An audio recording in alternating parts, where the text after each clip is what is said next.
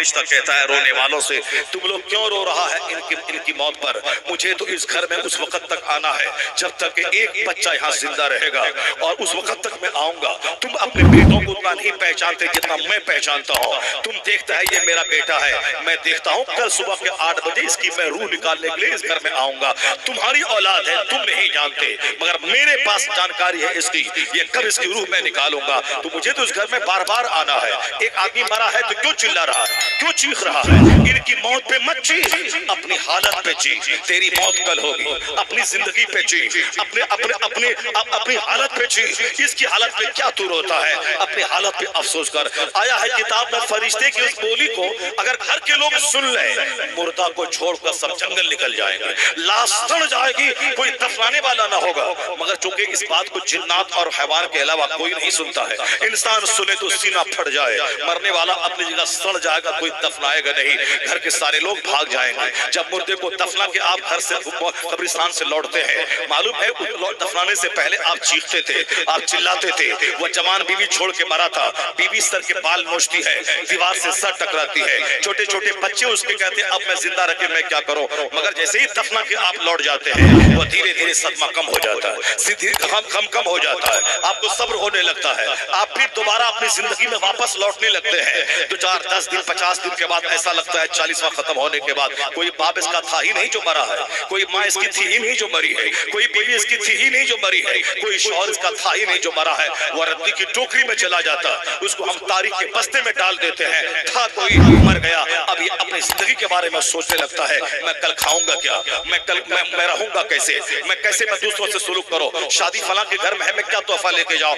بھول گیا اس کو جو 40 سال جھوٹ بول کے مکان بنایا تھا، بیوی بھول گئی، جو 40 سال نماز چھوڑ کے گھر بنایا تھا، اس کے بچے بھول گئے۔ وہ اللہ سے بھیک مانگتا تھا الہی ابھی نہیں مروں، بچے چھوٹے ہیں، ابھی نہیں مروں، بیٹی کی شادی نہیں ہوئی ہے، ابھی نہیں مروں، میرا بیٹا کسی لائق نہیں ہوا ہے، میری بیوی کیا کھائے گی۔ وہ بھول گیا بدتمیز کہ کل مرے گا، آگ میں جلے گا، کبھی اس کے بارے میں چرچا نہیں کیا۔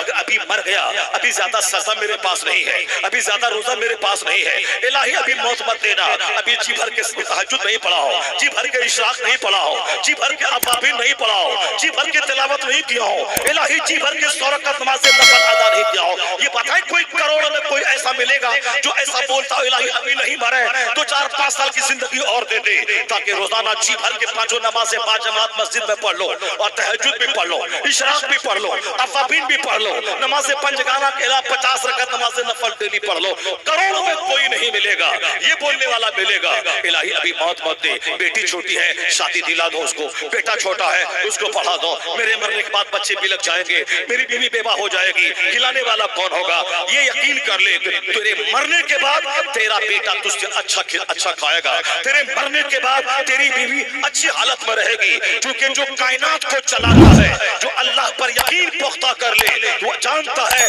کہ جو اللہ مجھے کھلاتا ہے وہی اللہ میری اولاد کو بھی کھلائے گا، جو اللہ مجھے کھلاتا رہا میری اولاد کو بھی کھلائے گا۔ یہ یقین جب پختہ ہو جاتا ہے تو آدمی روزی کی فکر کم کرتا ہے، جنت کی فکر زیادہ کرنے لگتا ہے، چونکہ ابھی جنت کی فکر نہیں ہے اسی لیے روزی کی فکر ہے، روٹی کی فکر ہے۔ مرنے کے بعد کل فاتحہ پڑھنے تک بیٹا نہیں جائے گا۔ بہت سارے لوگ تھے اربوں کی دولت چھوڑ کے مرے، کوئی بیٹا قبرستان پہ نہیں جاتا، 40واں کے بعد سب بھول جاتا ہے۔ ایسا کیوں ہوتا ہے معلوم ہے؟ جب رشتہ دار دفنا کے قبرستان سے واپس لوٹتے ہیں تو قبر فرشتہ قبر کی مٹی لے کر ان کے رشتہ داروں کے سر پہ پھینک دیتا ہے اور کہتا ہے بھول جاؤ اسے، یہ اپنے انجام کو پہنچ گیا، اب تم اپنی فکر کرو، اپنے انجام پہ غور کرو، اپنی موت کی تیاری کرو، اس کو بھول جاؤ۔ جیسے ہی قبرستان سے بندہ لوٹتا ہے بیٹے کو صبر ہو جاتا ہے، بیوی کو صبر ہو جاتا ہے، سبوں کو صبر ہو جاتا ہے، رشتہ دار کو صبر ہو جاتا ہے، دھیرے دھیرے وہ مرنے والا اپنے حال پہ پہنچ گیا اور یہاں کے لوگ اپنی نئی زندگی کی شروعات کر جاتے ہیں۔ جس کی فکر میں نے روزہ چھوڑا تھا، جس بچوں کی فکر میں نے نماز چھوڑی تھی، جس بچوں کی فکر میں نے کروڑوں جھوٹ بولا تھا، جس بچوں کی فکر میں نہ جانے ہم نے کتنی رات جھاگ کر ہم نے کام کیا تھا، جس بچے کی فکر میں وطن سے بے وطن ہوئے تھے، وہ بچہ مجھ کو بھول گیا کہ کوئی میرا باپ تھا اور جو زندگی میں کبھی مجھ کو پالا تھا، پوسا تھا۔ اس لیے نیک لوگوں کی کہانی یہی ملتی ہے کہ وہ اپنے گھر میں مکانات کی بات کم کرتے ہیں، وہاں تعمیر سیرت کی بات زیادہ کرتے ہیں۔ نیک لوگوں کی زندگی میں یہ کہانی ملتی ہے، وہ اپنے گھر میں بال بچوں پر اللہ کی ذات پر یقین اور توکل کو پختہ کرتے ہیں۔ عمر ابن عبدالعزیز رضی اللہ تعالیٰ یہ ولیوں کے سردار کا نام ہے، متقیوں کے امام کا نام ہے۔ ایسا نہیں صرف مسجد میں بیٹھ کے وہ نماز پڑھتے تھے۔ عمر ابن عبدالعزیز دنیا اسلام کا پاتاج بادشاہ تھا، جس کو 5ویں خلیفہ راشد کا نام دیا جاتا ہے۔ خلفائے راشدین یعنی وہ خلیفہ، وہ نبی کا نائب، وہ خلیفہ جو راہ راست پر ہو، وہ چاروں خلفاء ہیں، صدیق، عمر، عثمان، علی۔ یہ چاروں خلفاء راشدین خلفاء اربعہ کہلاتے ہیں، یعنی یہ چاروں کی خلافت راشدہ ہے، یہ خلافت حق ہے، اس میں کہیں سے کوئی تروٹی تلاش کرنا یہ حماقت اور بے وقوفی ہے۔ بہت سارے کلمہ پڑھنے والے اچھے لوگوں کی صحبت میں نہ رہ کر کے حضرت امیر معاویہ کے خلاف گالیاں دیتے ہیں، بکواس کہتے ہیں، رافضیت بڑھ رہی ہے، لوگ اہل بیت کی محبت میں صحابہ سے بغض رکھ رہے ہیں۔ حضرت عثمان غنی جس جگہ اپنے گھر میں شہید ہوئے تھے، اس جگہ کے بارے میں آیا ہے کہ 30,000 ختم قرآن اس جگہ عثمان غنی نے کیا تھا جس جگہ ان کی شہادت ان کے گھر میں ہوئی تھی۔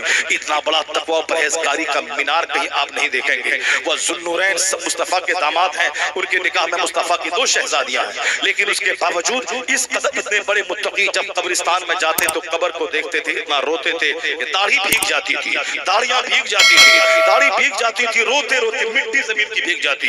کسی نے پوچھا حضور کیوں اتنا روتے ہیں قبر کو دیکھ کر؟ کہا حضور نے کہا تھا کہ مرنے کے بعد سب سے پہلی منزل قبر ہے، اس منزل میں جو بندہ کامیاب ہو گیا آنے والی منزلیں اس کے لیے آسان ہو جائیں گی، یعنی حشر کی منزل، قبر حشر کی منزل اور پلسرات کی منزل، نام اعمال کے تولے جانے میزان کی منزل، بے شمار منزلیں آئیں گی، وہ ساری منزلیں آسان ہو جائیں گی۔ اگر پہلی منزل میں بندہ بچ گیا تو عثمان غنی کہتے ہیں میں اسی پہلی منزل کو دیکھ کر میں روتا ہوں کہ میرا اس میں کیا ہوگا۔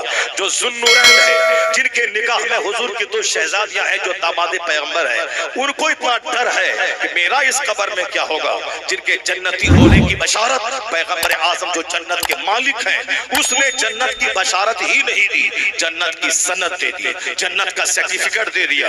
سارے صحابہ تو جنتی ہے ہی، لیکن ان سارے صحابہ میں 10 صحابہ جن کو ہے وہ عشر مبشرہ میں عثمان غنی ایک شامل ہے۔ اس میں وہ عشر مبشرہ کی سند پانے والا، جنت کا ٹکٹ حضور سے حاصل کرنے والا اتنا رو رہا ہے کہ میرا اس قبر میں کیا ہوگا۔ مجھ کو کون جنت کی سند دے سکتا ہے؟ میرا پیر نہیں دے سکتا ہے، پیر خود رات بھر روتا ہے الہی میری موت ایمان کی حالت میں دینا۔ خود پیر 50 درگاہوں پہ حاضری دے کر وہ اپنے ایمان کی حفاظتی سلامتی کی دعا کی بھیک مانگتا ہے۔ وہ ہمیں جنت کی سند کون دے سکتا ہے؟ ہم جنت کون جائے گا اس کی پہچان کوئی بتا سکتا ہے، جنت جانے والا کون کون سا کام ہے یہ راستہ کوئی دکھلا سکتا ہے، لیکن پرفیکٹ میں تو جنت جائے گا ہی یہ کوئی نہیں کہہ سکتا ہے۔ یہ صرف مصطفیٰ جان رحمت کی ذات گرامی ہے، وہی ذات کہہ سکتی ہے، چونکہ وہ جنت کے مالک ہیں، وہ جس کو چاہے جنت کی سند دے دے۔ تو پیر بھی روئے، مرید بھی روئے جب اسلامی سوچ اس کو پیدا ہو جائے گی، چونکہ جنت کے مالک کا داماد رو رہا ہے۔ حضرت مولا علی ہیں، ایک بار کہہ رہے تھے کہ جاؤ میں نے تجھ کو طلاق دیا، میں نے تجھ کو طلاق دیا۔ وہ علی جس کا نام لے لے کے آج آدمی کھانا کھاتا ہے، جس کا نام لے لے کر کے آج لوگوں کے جذبات سے کھیلتا ہے، جس کا نام لے لے کر وہ چند سکے کماتا ہے۔ اب مولا علی کی نماز نہیں لیا ہے اس نے، مولا علی کا روزہ نہیں لیا ہے اس نے، مولا علی کا لباس نہیں لیا ہے اس بندے نے، مولا علی کا صرف نام لیا ہے۔ کیوں؟ تاکہ مولا علی کا نام لے اس کی جیب بھرے، مولا علی کا نام لے اس کا کرتا بھرے، مولا علی کا نام لے اس کا گھر بنے، مولا علی کا نام لے اس کی زمین خریدی جائے، مولا علی کا نام لے اس بچے کو کیک اور سیب اور سنترا کھلائے، علی علی کرے اس کا گھر بنے، علی علی کرے اس کو زمین ملے، علی علی کرے اس کی جیب روپیہ سے بھرے۔ اس لیے وہ علی علی کرتا ہے، علی علی بولتا ہے، عمر عمر نہیں بولتا ہے، عثمان عثمان نہیں بولتا ہے، ابو بکر نہیں بولتا ہے، وہ علی علی بولتا ہے۔ کیوں؟ وہ جانتا ہے کہ سامنے بیٹھے ہوئے لوگ علی علی کے نام سے جھوم جائیں گے، پیسہ نکلے گا۔ عمر کا نام لے کوئی پیسہ نہیں دے گا، عثمان کا نام لے کوئی نہیں پیسہ دے گا، صدیق کا نام لے شاید کہ بدن میں حرکت پیدا ہوگی، علی کا نام لے بدن میں حرکت پیدا ہو جائے گی۔ اس سے رافضیت کو فروغ مل رہا ہے، رافضیت بڑھ رہی ہے، شیعیت بڑھ رہی ہے، لوگ اہل بیت اطہار کی محبت میں صحابہ کو گالی دے رہے ہیں، لوگ فضیلت میں حضرت مولا علی کو آگے بڑھا کے تفصیلی بن رہے ہیں، جبکہ بعد از خدا बुजुर्ग तुई, ये मुस्तफा जान रहमत की ज़ात गिरामी है। और बाद पैगंबर अगर सबसे बड़ी ज़ात अफजल ज़ात किसी की है वो सिद्दीक़ अकबर की ज़ात गिरामी है। अफजलुल बशर बादल अंबिया, यानी अंबिया के बाद सबसे अफजल ज़ात हजरत सिद्दीक़ अकबर की ज़ात है, जो सबसे अफजल है। उसका नाम सबसे ज्यादा होना चाहिए। सिद्दीक़ के बाद उमर सबसे अफजल है, उमर का नाम होना चाहिए। उस्मान का सबसे अफजल है, उनका नाम होना चाहिए। हजरत मौला अली चौथे खलीफा है। हजरत मौला अली रसूल पाक के दामाद हैं। हमने सिर्फ नाम लिया है उनका, उनका काम अगर ले लेता